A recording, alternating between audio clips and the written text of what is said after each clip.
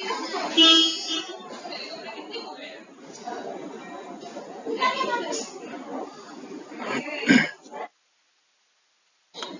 friends, welcome back. CISA domain 2 process of determine the risk, which includes the process of identification plus what are the types of risk. Actually, four types of risk are there. We will discuss today along with the legal regulators, in which includes the country's regulators as well. Secondly, what is the relation between threat, vulnerabilities, and risk? We will cover or we will discuss with example, and two objective type questions for you to check your knowledge so that you would know that where you stand actually in CISA domain 2. So today we will cover all these sections. So let's begin the session without any delay. Going to the next slide.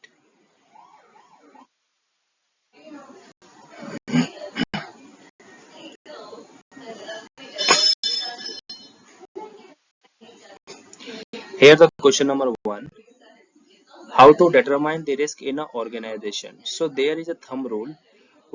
Whenever you have been asked to identify the risk, so first you need to have a asset inventory, because without classification of inventory you cannot do anything, right? So first request with the request from your manager or who will be the point of contact for auditing. Just request for the asset inventory along with the classification with services hosted on the on that servers. This includes the maintenance process of information asset classification process to ensure that measure taken to protect the assets, right? Because why we are doing the audit? We are doing the audit to protect the assets, right? To protect the information, to ensure that our information, our assets should be under CIA, right? Second is identify the vulnerabilities and threats.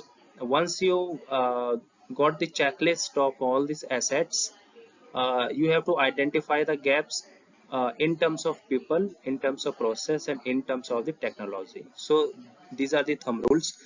Next part coming risk analysis. Now the question will be arise that how will you assess?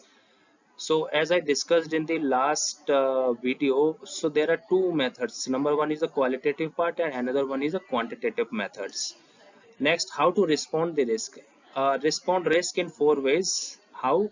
In which point number one is accept the risk, right? Transfer the risk, mitigate the risk, or avoid the risk. So under acceptance of risk, you have to bring the risk in such a way that there will be no harmful or impact to the organization, right? Transfer of risk, we can transfer this risk to third party, right? For example, insurance part. Next is the mitigation of risk, right?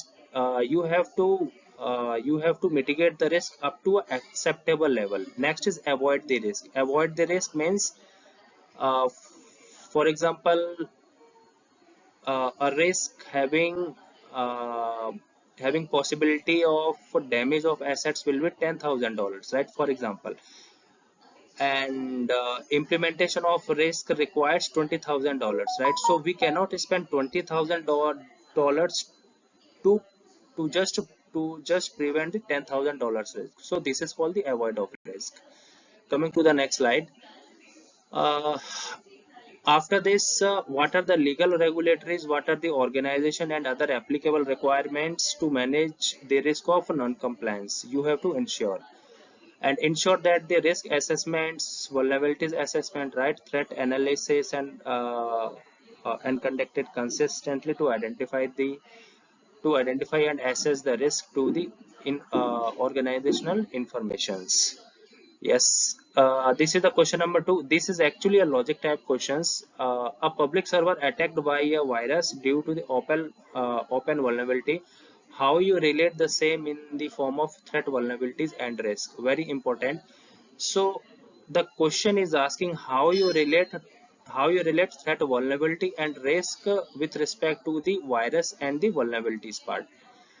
So since a server is exposed to public, open vulnerability may due to the port open, right? First you have to explain why there is a vulnerability, right? What are the chances? Why? Because there may be a open port number. because in question there is I mean no one has explained that why vulnerabilities was there, so you have to respond by assuming something. Next is virus has taken the benefit of open vulnerabilities by taking actions, so virus can be treated as threat here. Third point is, uh, see, if vulnerability was there, right, if a threat was there, then automatically risk was considerable. So risk is there due to the open vulnerabilities, higher the number of vulnerabilities open, which increases the possibility of risk and impact on the organization's part. Going to the next slide. Yes, which option is very close to the threat? So in which first option is given as a virus seeking to attack and looking for vulnerabilities part. Second is anything can be used as a weapon. Third is likelihood of a robber getting caught, and next is anything can damage to the assets, right? You can pause the video if you need more time to get the answer. I am going to the next slides for right answer. What is the option of a threat? Say a virus seeking to attack and looking for a vulnerability, that means virus is considering as an threat here, right? Second thing, because threat have potential to damage the assets, so option A and D are the correct one. As you can see here, a virus seeking to attack and looking for vulnerabilities, this point was covered under A, and anything can damage to asset, this comes under D. So these are the two right answers. Coming to the next question, this is very important and I am leaving on you. If you have vulnerability but no threats, read the questions carefully. If you have vulnerability open but no threats, how much risk do you have? In which options are zero risk, medium risk, high risk, and severe risk. Okay. This question for you guys, right? Comment your answer and let's see how many have potential to give the right answer. So I am waiting for your comment, and in the next video I will provide the answers for you. So this is all about the today's session, guys. Thank you for your patience. Have a nice day.